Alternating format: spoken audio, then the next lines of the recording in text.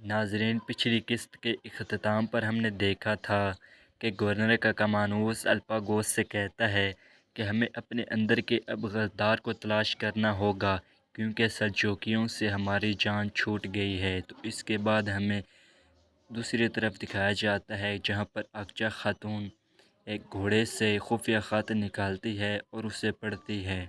تو اقچا خاتون اس خط کو کھول کر پڑھتی ہے تو اس میں لکھا ہوتا ہے کہ اس جگہ پر آؤ جہاں ہم پہلے ملا کرتے تھے۔ تو اس کے بعد اقچا خاتون گھوڑے پر سوار ہو جاتی ہے اور گھوڑے کو دوڑا دیتی ہے۔ تو اقچا خاتون کو نگلتے ہوئے کرابی خاتون دیکھ لیتی ہے تو وہ کہتی ہے کہ گہر یہاں نہیں ہے، گہر تمہاری مجھے ضرورت تھی۔ اس کے بعد اقچا خاتون کو وہاں سے قبیلے سے نکلتے ہوئے دیکھ کر کراجا خاتون بھی اس کے پیچھے اپنا گھوڑا لے آتی ہے اور اس کا پیچھا کرنا شروع کر دیتی ہے۔ اور دوسری طرف ہمیں مر قبیلے کا منظر دکھایا جاتا ہے جہاں پر سلطان طغرل نے مشاورت کے لیے صدارتی اجلاس بلایا ہوتا ہے جس میں تمام سرداران موجود ہوتے ہیں۔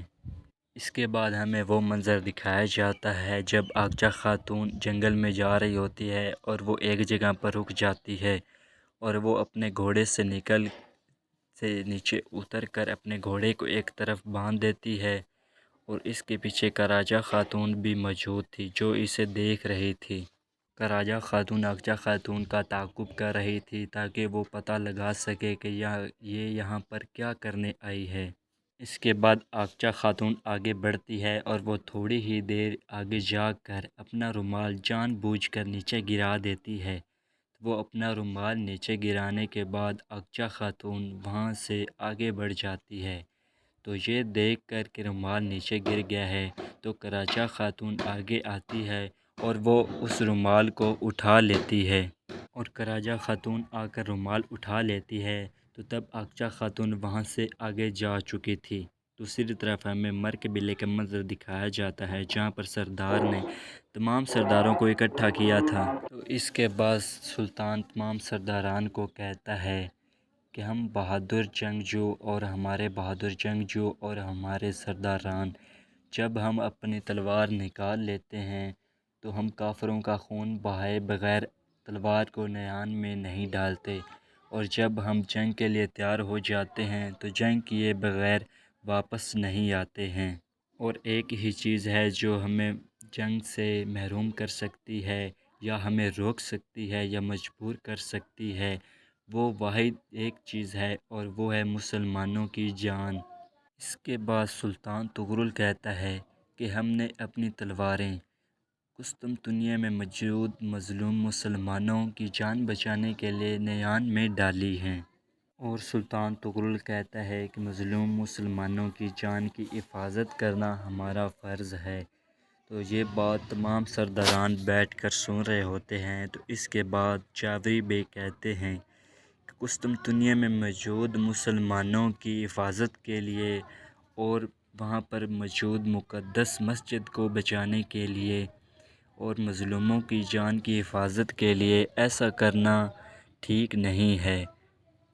اور یہ بات سننے کے بعد سلطان طغرل کہتا ہے کہ آج نہیں تو کل ہم اس پرکان قلعے کو حاصل کر لیں گے، ہم اسے کافروں کے ہاتھوں سے چھڑوا لیں گے کیونکہ وہ ہمارا حق ہے اور ہم اسے حاصل کر کے رہیں گے۔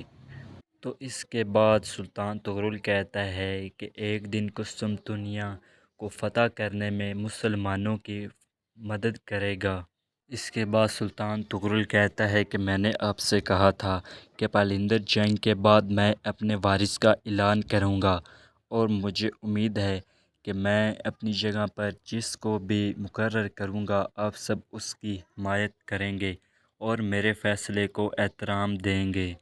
اور سلطان طغرل کہتا ہے کہ میں چاہتا ہوں کہ میں اپنی موت سے پہلے سرداری کے لیے جس کو بھی منتخب کروں آپ سب اس کی اطاعت کریں، اور میں جس شخص کو اس تخت پر بیٹھنے کے لیے دیکھنا چاہتا ہوں وہ چاوری صاحب کا بیٹا الپرسلان ہے۔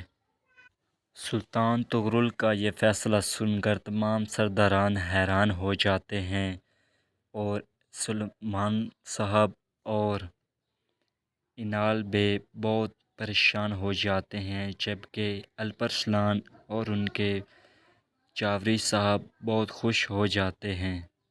اس کے بعد ہمیں دوسری طرف دکھایا جاتا ہے کہ اغچا خاتون جنگل میں ایک جگہ پر پہنچ گئی تھی اور وہ آگے بڑھ رہی تھی، تو اس کے پیچھے ہی ہمیں دکھایا جاتا ہے کہ گورنر ککمانوس اور الپاگوت بھی اسی مقام پر پہنچ گئے تھے۔ اس کے بعد گورنر ککمانوس الپاگوس سے کہتا ہے کہ اغچا خاتون یعنی کہ ماریا ایسا محسوس کروا رہی ہے کہ وہ ہماری طرف ہے، لیکن وہ سلجوقیوں کو خبریں دیتی ہے۔ اس کے بعد الپاگوت کہتا ہے کہ سردار یہ ایسا ممکن نہیں ہے، تو اس کے بعد گورنر ککمانوس کہتا ہے کہ ایسا ہی ہے، بہتر ہے کہ تم اس بات پر یقین کر لو۔ اس کے بعد گورنر ککمانوس اپنا تیر اور کمان الپاگوت کے ہاتھ میں دے دیتا ہے اور اس سے کہتا ہے کہ تم ماریا کو مار دو گے، تو اس کے بعد الپاگوت کہتا ہے کہ وہ ایسا نہیں کر سکتی، وہ ایسا اور غدار نہیں ہو سکتی، تو اس کے بعد گورنر ککمانوس کہتا ہے کہ نہیں، وہ غدار ہو سکتی ہے، کوئی بھی غدار ہو سکتا ہے۔